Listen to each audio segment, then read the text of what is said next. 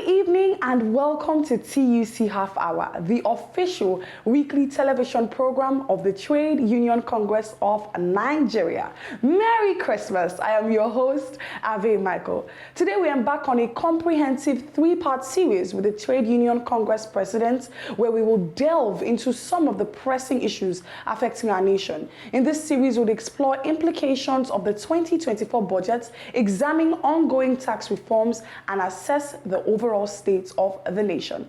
In our first part, we'll provide a detailed review on key events and economic activities of 2024, setting the stage for discussions to follow. And we are honored to have the TUC president offer insights and perspective on these critical matters. But before we delve into the conversation, let us reveal our trivia question for the week.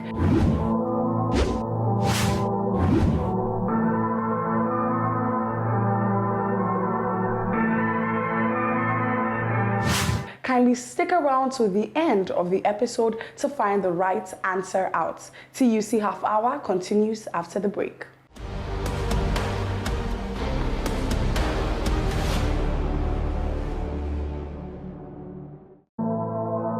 Comrade Engineer Festus Osifo is the president of the Trade Union Congress of Nigeria and also doubles as the president of the Petroleum and Natural Gas Senior Staff Association of Nigeria, PENGASEN. Our guest holds a bachelor's degree in Mechanical and Manufacturing Engineering from the University of Portsmouth in United Kingdom with a first-class honors. He is an alumnus of Herod Watts University, Edinburgh, Scotland, where he bagged his master's degree in petroleum engineering. In 2022, he obtained an MBA from the Lagos Business School, Lagos, Nigeria. He holds a certificate in advanced negotiation, industrial relations, and conflict resolution from Harvard University, Cambridge, Massachusetts, USA. Comrade Festus Osifo has spent about 2 decades working in the oil and gas industry in a sterling career spanning Schlumberger Nigeria Limited and Total Energies Exploration and Production Nigeria Limited. He has served on several boards, both in public and private sector. Through his 2 NGOs, Festus Osifo Foundation and Save Our Children Education Initiative, Comrade Festus Osifo has transcended trade unionism to intervening in humanity, mentorship, and leadership development. Our guest is a registered engineer with the Council of Registered Engineers of Nigeria, a member of Nigerian Society of Engineers and Society of Petroleum Engineers. We are joined by a special guest. He is the president of the Petroleum and Natural Gas Senior Staff Association of Nigeria, PENGASEN president, and also the Trade Union Congress of Nigeria, TUC president. He's no other but Comrade Engineer Festus Osifo. Good evening, sir. It's such a pleasure to have you join us on the show today. Thank you so much, Ave. I say good evening to every one of us. Compliment of the season to you and to the entire Nigerians. Yes, thank you, sir. We have a lot to unpack on the episode today, so I'm just going to dive straight into it. We're going to start with a hot topic, which is the budget allocation. And the 2025 budget allocates 8.25 trillion for debt servicing. Given the TUC's concern about this allocation, how do you propose the government balance debt obligations with the pressing need of Nigerians? Yeah, Ave, before we delve into the proportion of a budget that will be used in servicing the debt, I think we can do an overall examination of the budget that was just presented to the National Assembly just a few days ago. As you rightly know, our budget is an estimate of revenue and expenditure. And for a particular period, so you bring your revenue, or you forecast your revenue, you also forecast your expenditure, then at the end you will now have 3 forms of budget. It could be what we call a balanced budget. When your expenditure is equal to your revenue, that means they are at par. Or it could be what we call a surplus budget, when your revenue is much more than your expenditure. But in the case of Nigeria, it's called a deficit budget, whereby the expenditure is more than the revenue. So because the expenditure is more than the revenue, we refer to it as deficit budget, and most developing countries in the world operate on deficit budgeting. It has its own advantage as well. So when you look at the overall budget that was presented this for 2025, it's a deficit budget, number one, because the expenditure is projected to be around 49 trillion. Then the revenue is projected at about 36 trillion. So when you subtract both, you are now going to have a deficit of about 13 trillion. So that is why it's a deficit budget. Then if you look at some of the assumptions that went into that budget as well, projecting that crude oil price is going to be around $75 per barrel. Why today? Crude oil price is much below that. It's also projected as well that the crude oil production is going to be around 2.06 million barrels per day. But today, even if you add condensate to the OPEC production, you're going to have around 1.8 million barrels per day. Also, it also projected that inflation is going to be somewhere around 15% next year. But if, as of now, we are doing inflation of about 35%, so we are wondering how the inflation for next year is going to dramatically reduce from January to about 15%. Then, if you also look at the only assumption there that we could say that relatively it is something that is achievable is the exchange rate. So, in the budget, the exchange rate was captured at about 1,500. And today, both NAFEM and NAFEX is doing around 1,530 to 1,580. So relatively, that one is achievable. So now, when you now come to the overall budget size, you could see that we have a $49 trillion naira budget.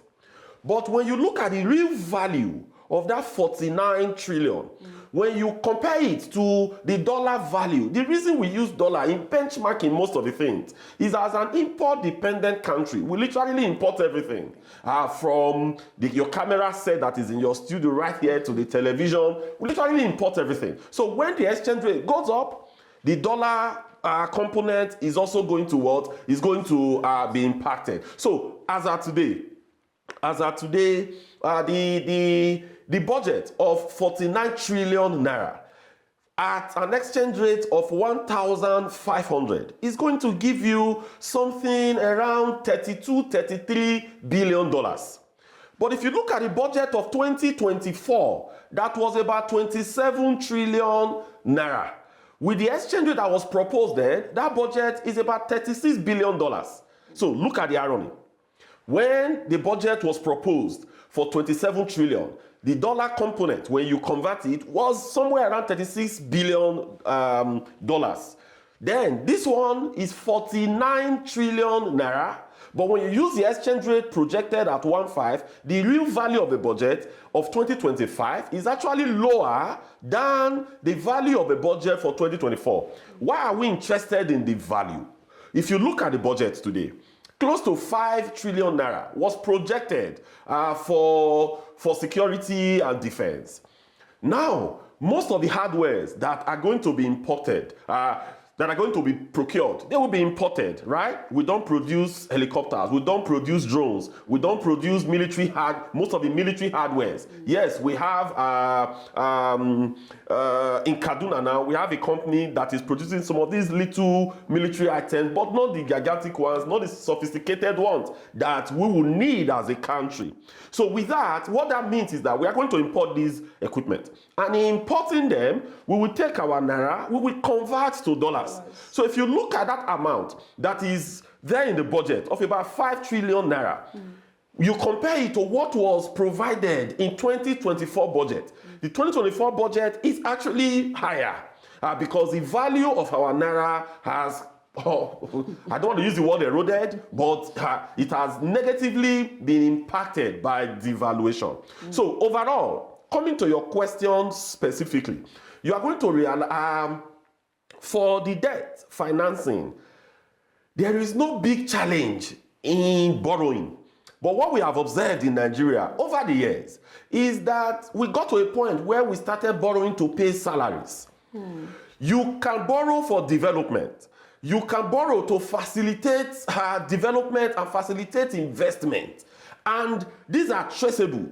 But in our case, most of the monies that we borrowed, we can't actually pinpoint where the money was spent on. Are our lives as Nigerians better off because we have borrowed billions of dollars over the years? The answer clearly is a no.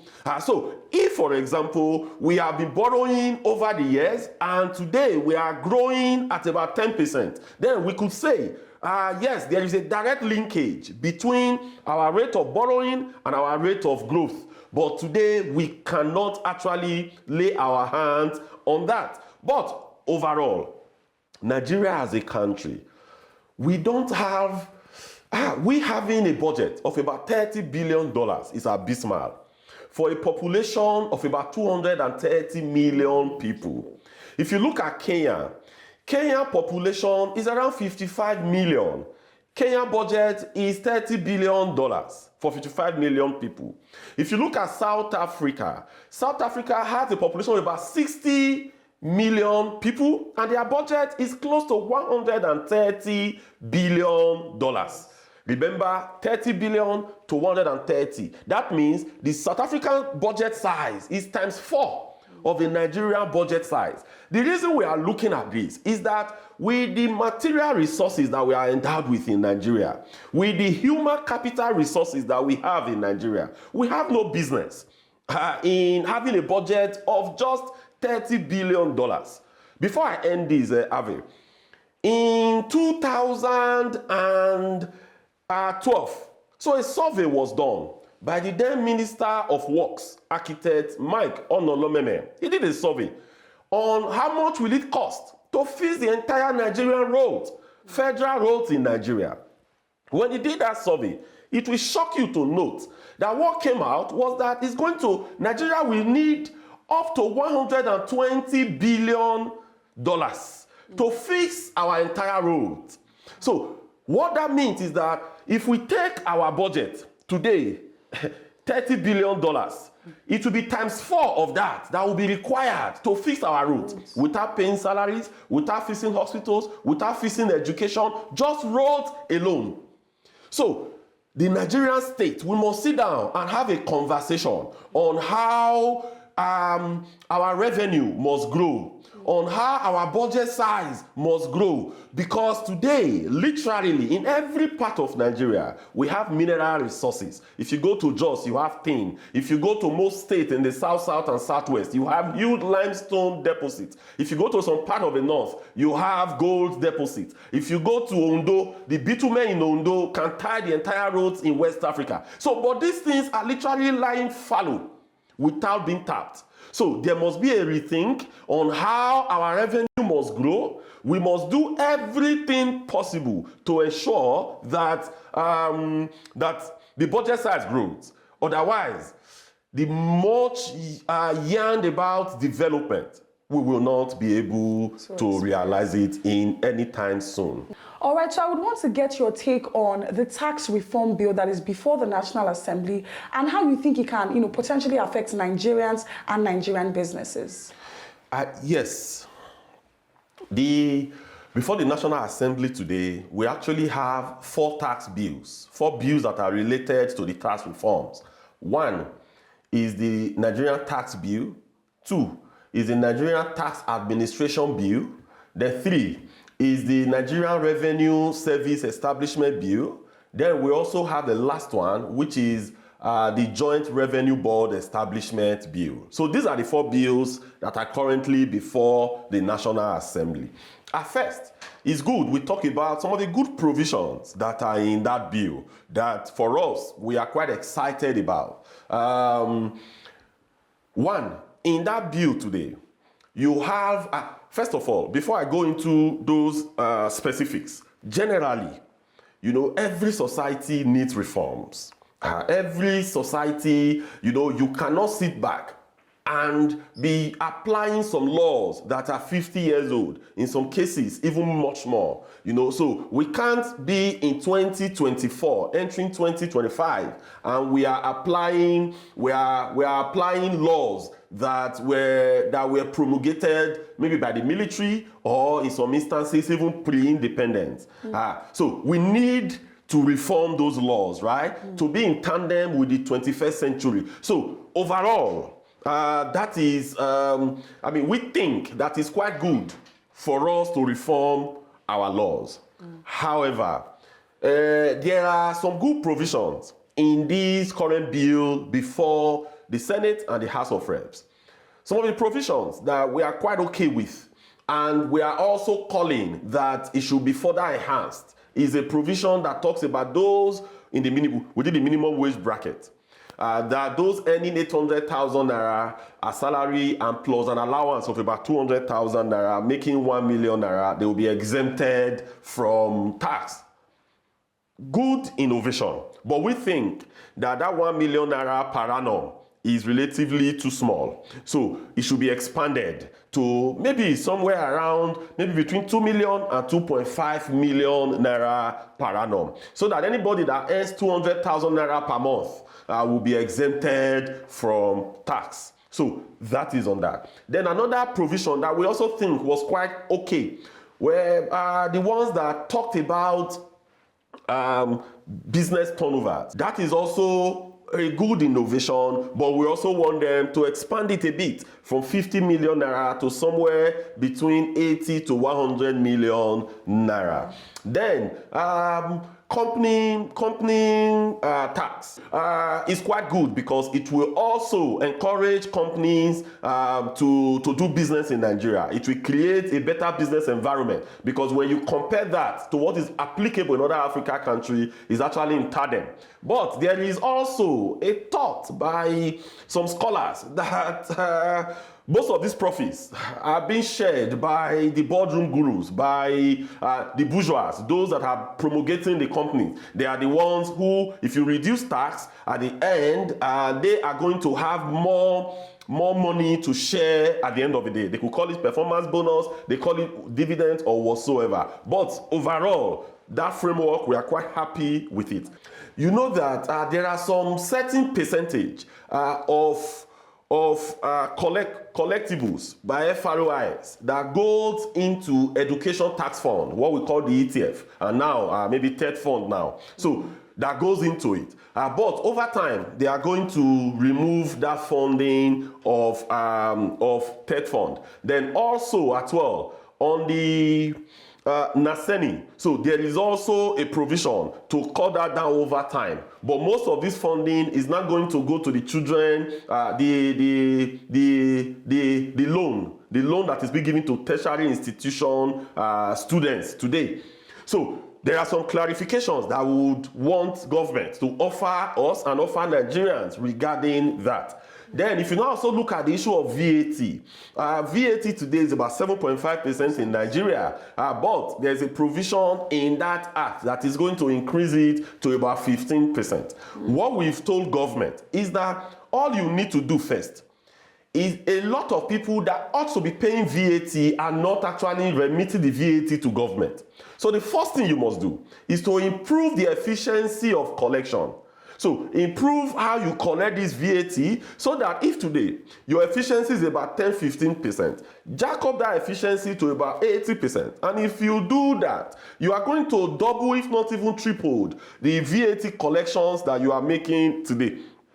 But moving it to 15%, it is also going to affect the downtrodden Nigerians because when you buy, there are some basic things that you buy that VAT may be imposed on it at the end of the day. So these are all the concerns or some of the concerns that we have, but we are collating all these concerns so that we'll go to the public hearing that is going to be held maybe sometime next year by the National Assembly, and we are going to make our case known. In Pengassan, for example, we are also studying the provision in the Act. As of today, NUPROC, Nigeria Upstream Petroleum Regulatory Commission, is the regulator of the upstream industry of the oil and gas.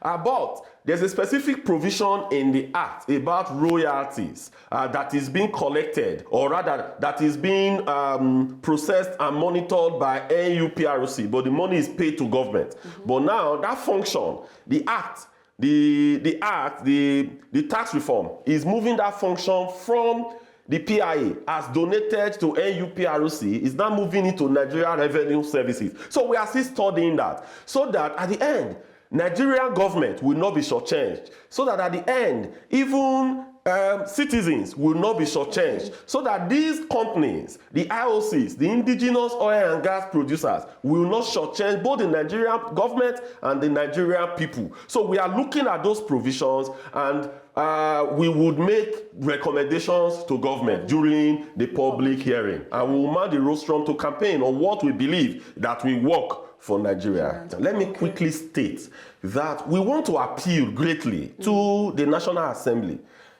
that public hearings are not for jamborees. Because it will be so wrong if you've made up your mind already on what to do, and you are just wanting the public to come and show before cameras and show before the world that there was a public hearing, and at the end you will still go and do what you intend to do. So our appeal is that they should be open. They should listen to suggestions that could make these bills better off. They should listen to suggestions on what will not shortchange Nigerians, and what will not also put the Nigerian masses and the Nigerian workers in much more difficult position. So that is our appeal from the Trade Union Congress of Nigeria. Yes, very important appeal, I must say. Can you maybe provide a brief overview of the socio-economic state of Nigeria at the moment? That's a tough question, actually. If you look at our socio-economic state in Nigeria today, we can do an assessment from beginning of the year, because we are at the end of the year, costing into the new year. Yeah. If you do that assessment, you will realize that in January 2024, what was our inflation rate? It was below 30%. Today, our inflation rate is about 35%. That is general headline inflation. If you delve into food inflation, you could also see that food inflation had exacerbated as at today. Yes. Then, if you look generally at the overall well-being of Nigerians between January and today, it has gone down south. Look at our exchange rate. As of January 2024, our exchange rate was somewhere around less than 900 naira. But today, our exchange rate is about, depending if you are talking about official or parallel market, is somewhere around 1,600 naira plus. Then, if you now look at how Nigerian workers, how the masses has fared in 2024, I think they've not fared well. You could attest that, when you go to the market, what was bag of rice in January? What is bag of rice today? In January, it could be somewhere around 70,000 naira or thereabout, or even less. Yes. But today is about 120,000 naira.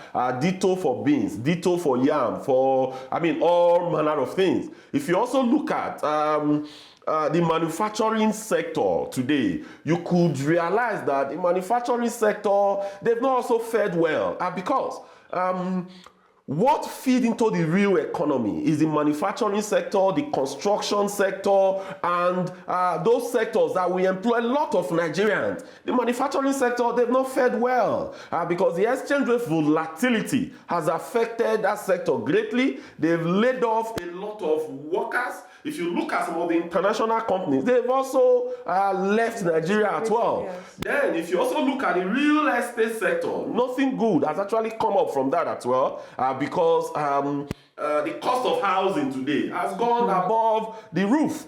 Before now, if you could afford a 2-bedroom flat in maybe Ikorodu, maybe at about 20 million naira, but today you are going to require times 3 of that amount to get the same. So Nigerian workers from all angles, they've actually been battered. And also, if you look at what was the cost of or the price of PMS, for example, as of January, and what is the price of PMS today? No thanks to the weakness of our naira. So overall, from all sectors and sub-sectors of the Nigeria economy, we've not really fared too well in 2024. Yes, it's really been what I would like to refer to as an interesting year. All right, TUC Half Hour continues after the break.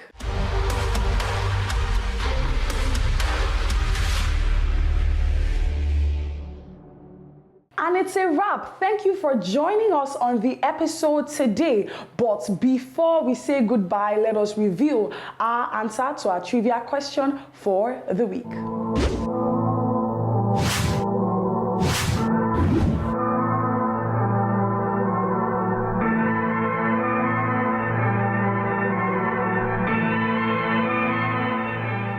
Do not forget to follow us on all our social media handles displayed on the screen for props updates and more information. Until next week, have a Merry Christmas. Thank you for tuning in. My name is Ave Michael. God bless Nigerian workers.